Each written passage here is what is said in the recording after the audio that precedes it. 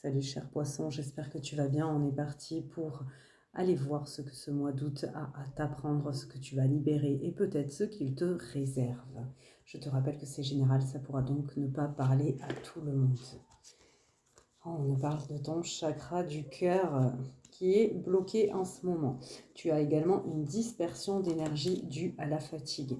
Tu as vécu quelque chose ou tu vis des choses en ce moment qui te fatiguent extrêmement, que ce soit fatigue mentale, fatigue physique, ce qui fait que peut-être aussi tu disperses tes énergies à droite, à gauche, peut-être même dans des choses inutiles, ce qui fait que c'est pourquoi tu es fatigué. Mais ça doit être aussi en lien avec ton cœur. Donc on va aller directement voir le chakra du cœur. Qu'est-ce qu'il nous dit? Ok, on te parle qu'une autre personne perturbe la relation et que pour l'instant, toi, tu n'es pas prêt.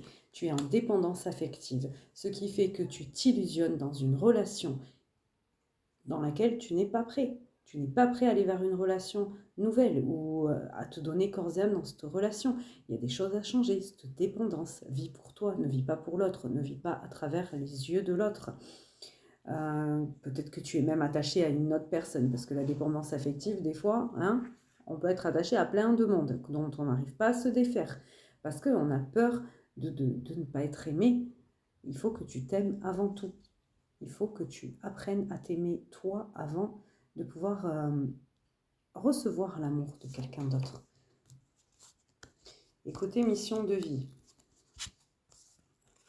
ok, tu es en train de construire des choses. Tu as besoin de te renseigner plus en profondeur, mais attention à ton ego. Attention à ton ego qui pourrait faire un petit peu, désolé pour le mot, mais foirer le projet. Il faut que tu apprennes aussi des autres. Tu ne sais pas tout. C'est un petit peu ça là que j'ai l'impression. Tu ne sais pas tout. Tu n'es pas le savant de tout. Tu as aussi besoin de connaissance des autres. Tu montes un projet, c'est ok, mais renseigne-toi bien, parce que peut-être que tu vas le planter, ce projet, si tu restes trop dans ta fierté. La fierté, c'est bien, mais jusqu'à un certain point.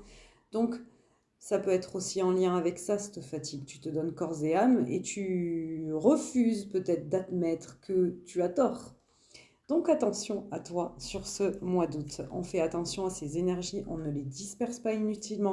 On prend soin de soi. Si on est trop fatigué physiquement, on se repose. J'espère que tu auras des vacances qui vont pouvoir te permettre de te reposer. Si c'est le mental, on lâche un petit peu ces projets. Apparemment, tu te donnes corps et âme pour un projet.